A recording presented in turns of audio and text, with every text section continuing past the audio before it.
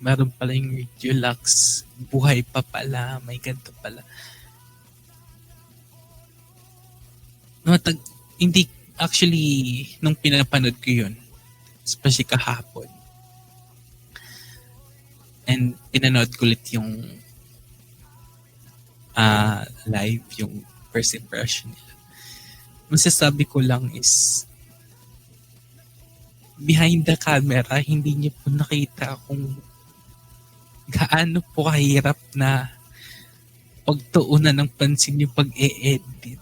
Yung efforts ko that time na kahit ngayon inactive yung station, sabi ko, this is my work.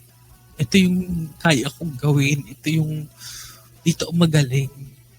Dito ako napapasaya sa sarili ko, and nakikita ko na napapasaya ko rin yung mga ibang tao. So sabi ko, eto, and I'm very thankful for that na nare-recognize. Sabi ko sa inyo, mapapayak niyo ako. Pero yun,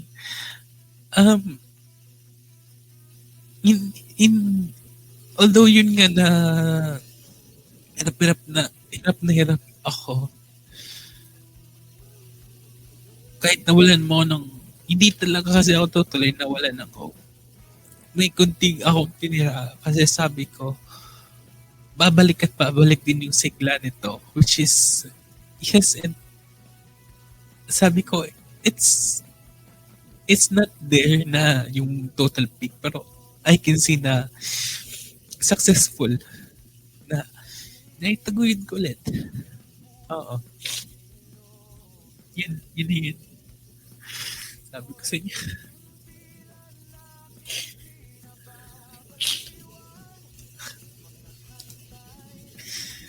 Oo.